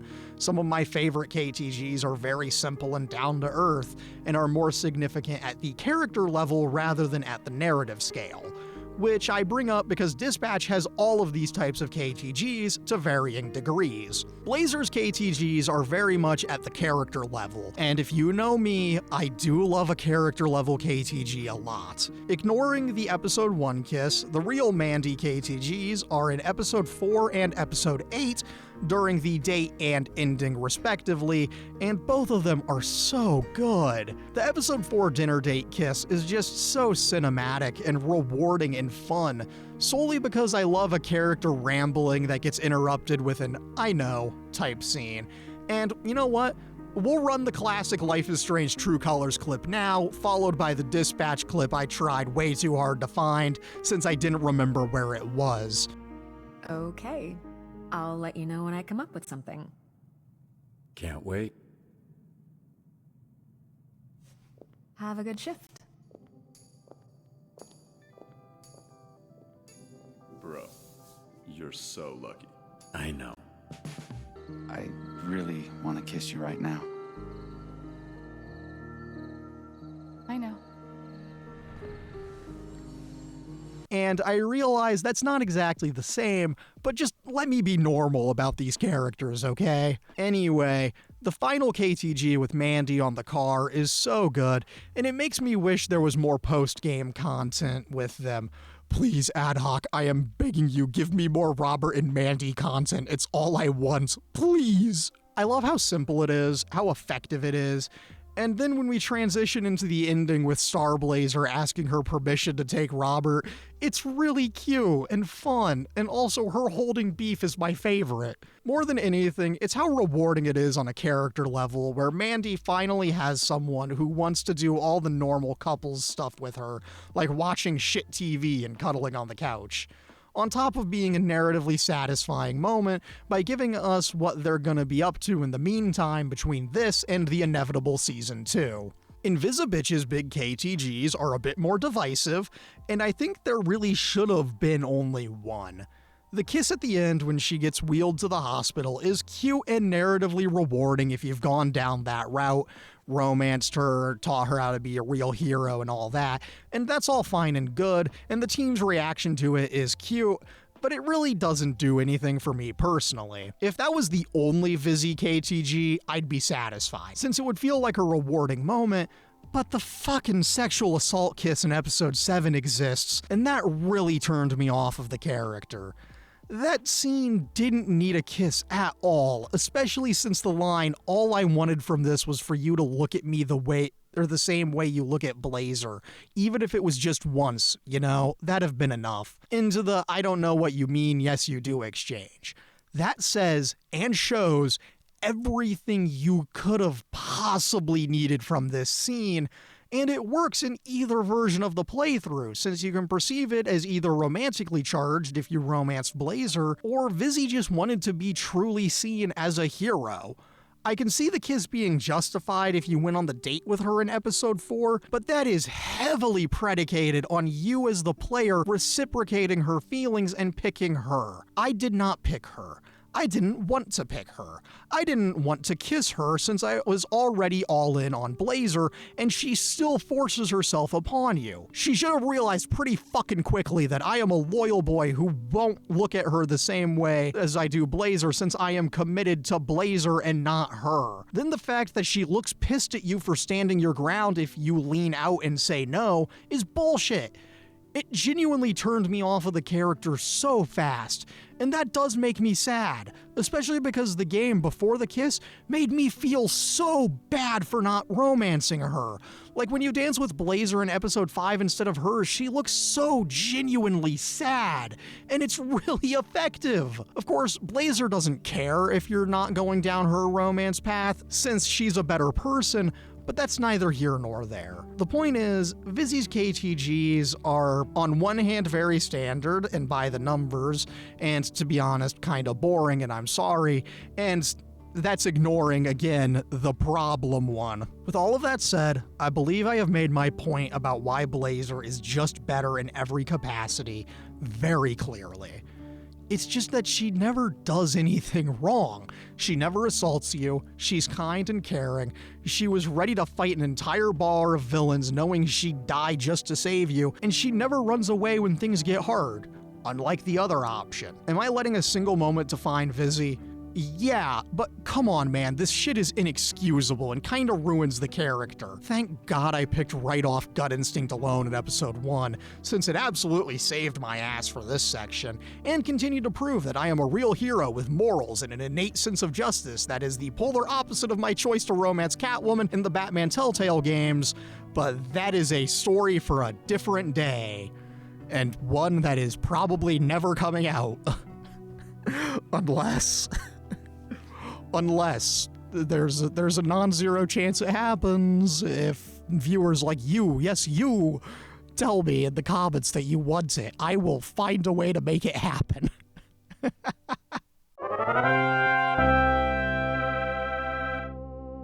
Speaking of being a superhero, what does it mean to be a true hero? I think about this a lot, especially with the amount of people I saw online talking about how they instantly killed Shroud, and the fact that when I played episode 8 on day 1 of it being out, that only 20% of players spared him. I felt like I was going crazy. They do shit like that and then wonder why on day 1, 76% of players had Invisibitch become a villain instead of a hero. Like, come the fuck on, man. Did you even try? Like, it's so easy to have her end up as a hero. I genuinely don't know how you drop the ball that hard. Maybe I just have an inherent sense of justice and doing the right thing, and maybe I'm just a boring bastard. But I love doing all that cliche hero shit. It's either that or I am far too knowledgeable on how the Telltale game strategy works, and I don't know which is worse. Anyway, like giving all those inspiring speeches and helping these former villains become real heroes is great and very rewarding. But I am once again brought back to the whole day 1 80% killing Shroud moment. I'm gonna make the bold claim and say that killing Shroud is the boring route and only boring-ass people went in for the kill. And more than that, those are the people who then complained about the fact that they romanced Invisibitch, only to get her bad ending when she realizes that she was right about the SARS and that she was always destined to be an evil bitch. I haven't had the time to go through the whole game again to do the bad route. And while I'm sure it's well written, I just don't know if I care enough to do it, like doing the evil options in a Life is Strange game.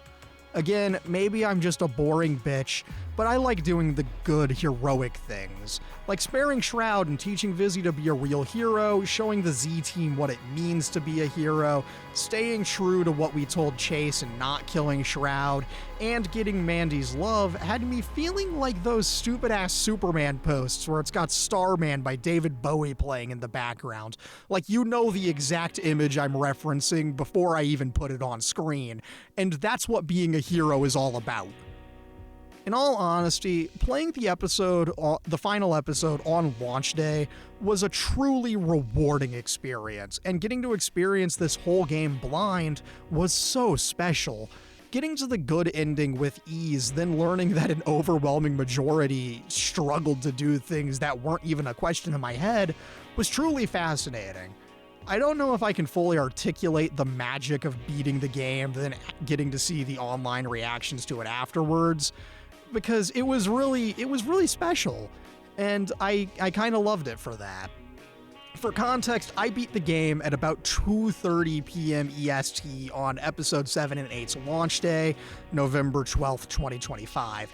So these were the day 1 stats from people who started playing the game at about noon when it came out. So I have the evidence to back this up. Also, yeah, I'll be sprinkling the pictures on screen, slideshow style, probably throughout this whole point, if not just starting now. Anyway, if anything, I learned that people don't have that Superman mentality, and that's sad. Where's their hope? Where's their dreams? Where's the humanity? I couldn't tell you, man. It really just, it's kind of pathetic. But you know what? I'm gonna do the right thing because I'm a real hero, a real human being. Well, it's that time of year again when I get to rant about the Game Awards. So let's see what we've got this year. 12 nominations for Expedition 33? Why? I played a bit of it. It wasn't anything that groundbreaking if you've played a JRPG before. And who thought it was a good idea to have 3 of the 6 performance nominees be from the same game? I mean, genuinely, what the fuck? 1 nominee per game makes sense to me, and if it's really necessary because of how exceptional the performances are, I can accept 1 game getting 2 nominations max. But getting 50% of the total nominations is inexcusable. I'm not even saying that Expedition didn't deserve to get a nomination. I'm saying other games came out this year that had some damn good performances that should have been nominated. Dispatch, in particular, had some excellent performances. Aaron Paul as Robert immediately comes to mind, and everyone's favorite Laura Bailey as Invisibitch could have been nominated, but the real performance-worthy nominee should have been Aaron Yvette as Blonde Blazer for perfectly embodying a Golden Age superhero and fitting the tone of the game brilliantly. Also, Jeffrey Wright as Chase was an incredible supporting character role that it deserves a lot more attention than it's gotten at awards. Of the performance nominations we did get, the award should absolutely go to, I should have looked this up before I got in the booth, I'm sorry, Konatsu Kato for her performance as Hinako in Silent Hill F. Like, that's what voice acting is meant to be, and it makes an absolute mockery of its competition. No shade to anyone else nominated, there were some solid performances there, but none of them are as beautifully haunting as the role of Hinako. Hinako? Whatever, man. My secondary language is Spanish, and even then that's a little iffy. Claro que sí, pero no es importante. The other categories didn't fare that well, and we're gonna go down the list. Mostly. Also for reference, I am recording this at 12:42 a.m. December 11th, so this is actually day of Game Awards, if I'm not mistaken. This is gonna come out afterwards, so who knows what happens. I'll insert a shitty recording at the end of this section if more bitching is necessary. But we're gonna go down the list of categories that I care about and maybe even put what I would have nominated instead. So we're gonna start small and work up to my Game of the Year nominees. And for added fun, I'm going to occasionally include games that I played for the first time this year, even if they didn't release this year, because I want to. To start off, Best RPG. I only played one of the official nominees this year, and that was Expedition, so I can't speak on everything that was nominated, which means we're straight into my personal nominees, which is to say the 2 actual RPGs and 1 nominee I'm including for fun that I played this year. And these nominees are Chrono Trigger, Original Final Fantasy VII, and Secret Agent Wizard Boy and the International Crime Syndicate. My answer, and I mean this with full sincerity, is Secret Agent Wizard Final Fantasy VII. It's Final Fantasy VII. It is truly one of the greatest RPGs of all time and worthy of its reputation among the greats.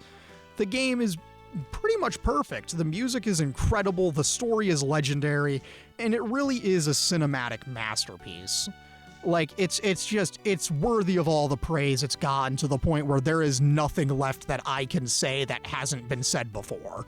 Anyway, if I had to blindly pick one of the real nominations for the year, I guess I'm gonna begrudgingly pick Expedition, since it is the only nominee I have any frame of reference on. Best Action Adventure is another one where I have played only one of the nominees, and that's Indiana Jones, a game I forgot I played. Anyway, this category's nominations are very inoffensive, and if I had to guess which one of them is actually going to win, it's going to be Silksong with no contest. But for my personal nominees, we've got Heartworm, Silent Hill F, and Indiana Jones, with the winner being Silent Hill F by a mile. I don't care about the standalone best action, best mobile, best VR, and all that, so we're gonna skip straight ahead to my real categories that I can talk about: best debut indie and best indie. For debut, I have played 3 of the 4 official nominations: Dispatch, Blueprints, and Expedition 33. And it is a tight race between Blueprints and Dispatch, but I'm going to give it to Dispatch because, I mean, A, it's the subject of this video, but B, it's such a special and unique game that truly feels incredible and fun. It's got such a great narrative with great characters, and it's easily the best indie game that was officially nominated. I have to put that caveat because there have been some banger indies this year, and of the debut indies I played, we've got Heartworm, The New Flesh, Dispatch, Clover Pit, and Blueprints. I love all of these games, and I might follow my heart and say that the winner for best debut indie game is actually The New Flesh. It's such a fantastic little free game with a phenomenal soundtrack, and yes, this is a call to action for you, the viewer, to go watch my video on this game when you finish this one, since that video underperformed, which makes me sad because it's a really good script and really good video, and I need you to go listen to Red Fox. Anyway, not the point. For Best Indie, though, of the nominations that are the real nominations, it's going to be Silksong or Expedition, and my money is on Expedition, unfortunately. My only exposure to any of the other nominees that I haven't played or seen is Hades 2, and its weird revisionist history update that completely replaced the original ending, which, mark my words, will have horrifying consequences on the industry in the future, so I can't speak further than that. My nominees, though, are a lot more fun and a lot more real and a lot more well thought out. So I would nominate Secret Agent Wizard Boy, Dispatch, Blueprints, and Clover Pit, with my answer being torn between what my heart says and what my brain says. My heart says Wizard Boy because of the genuine childlike wonder and joy that playing it has brought me. But my brain says Dispatch because, come on, this video is this long already and I haven't publicly talked about Wizard Boy yet. I'm going to follow my brain and say Dispatch is deservedly Indie Game of the Year. Let's see. I don't care about community support or ongoing game as categories. I guess my nominee for Games for Impact is Lost Records since I played the game and actually talked about it on this channel. Innovation and accessibility is something I didn't pay that much attention to this year. I've already bitched about performance. Yes, audio design. Silent Hill F should sweep this category, no questions asked. Audio design is a category that belongs to horror games. Soundtrack? Well, that should go to Akira Yamaoka for Silent Hill F, but since that didn't get nominated, I guess I'm giving it to The New Flesh because I love Red Fox. Best Art Direction should be Silent Hill F for the monster design alone, but since that isn't an option, I guess I'll give it up for Silksong. Best Narrative, Silent Hill F, and it's not even close. That game's blend of folklore and horror is truly art to the highest degree, and it's a truly, truly incredible narrative. As much as I want to say Dispatch for Best Narrative, it's Silent Hill F. Finally, we're at Game of the Year, the big category we've all been waiting for. And the official nominees are Expedition 33, Death Stranding 2, Donkey Kong Bonanza, Hades 2, Silksong, and Kingdom Come Deliverance 2. And what a shit list of nominees it is! If I had to gamble on what's going to win, it's going to be Expedition. Because it is the JRPG for people who don't like JRPGs and have never played one. It is a basic bitch's answer for best RPG. I've already seen people treating it like that. It's the same treatment that Persona 5 got because everyone who hates JRPGs is like, oh, but this one's really good because I liked this one though. And it's like, oh, get real. Play a real JRPG. Play fucking Earthbound. Play Mother 3. Play Chrono Trigger. Come on. Play a real JRPG, bitch. Anyway, if I had to gamble on what's going to win, yeah, it's Expedition. But of the official noms, I am praying to God for the funniest possible outcome, where we see the great Donkey Kong sweep. I didn't even play the game. I didn't even watch anyone play the game. I just love Donkey Kong, alright? I need more Donkey Kong games to exist. It went too long between Donkey Kong Country Tropical Freeze to Bonanza. There was too much time without a good new original Donkey Kong game. I need more, alright? I love the country games, they're great. Anyway, I didn't even play the game, I just need Donkey Kong more. But who cares about the real nominations? What are my personal games of the year this year? Out of every game I played, what would I say are the best of the best? We have Silent Hill F, Dispatch, Secret Agent Wizard Boy in the International Crime Syndicate, Chrono Trigger, and The New Flesh. All very strong contenders, all very great games worthy of their nominations. And the winner is Secret Agent Wizard Boy in the International Crime Syndicate, baby! Yeah! You should have seen this coming. This game is a true art piece, and I cannot wait for the full release to come out. It's truly the most joyful a game has made me feel in a long time, and I will talk about it one day. It was actually funny story. I was supposed to talk about this game this year in combination with the developer's other big game, a small little indie horror game you might have heard of called My Friendly Neighborhood. Yeah, that. That's made by the same guy who did Wizard Boy, and it's really good. I like both of those games. Anyway, that was a script that was supposed to come out in like September, and I didn't finish it. So, oopsie. Undeservedly getting my Game of the Year win. Just kidding. It's really deserved. Please go play Wizard Boy. Go play Wizard Boy. Go play Wizard Boy. It's like $10 on Steam, and it is some of the most fun you will ever have. Get a friend to buy it along with you. Play it with friends. It's truly the greatest thing you'll ever play. Anyway, that's my Wizard Boy rant. All in all, Dispatch was a truly incredible experience, and I absolutely adore this game to no end. I cannot understate how incredible this whole experience is, and I can't wait for Season 2 to come out because I need more of this game's world. Everything this game does goes incredibly hard. From the music, to the characters, to the writing and the gameplay, this is such an innovative and fun game with a rich and full world that I cannot possibly recommend enough. With all of that said and done, this game is easily deserving of my final rating of 10 out of 10. It really should have been nominated for Game of the Year. Anyways, my name is A Leg of Glazed Ham, and thank you all so much for such an amazing year. All of your support has meant the world to me. I never even dreamed of breaking 100 subscribers, and yet here we are. We did it. And that's all thanks to viewers like you. Yes, you. So it's truly been fun. It's meant so much, and I can't wait to see what next year brings, because I've got some ideas cooking that I think you're gonna like. Anyways, thanks again, and good night.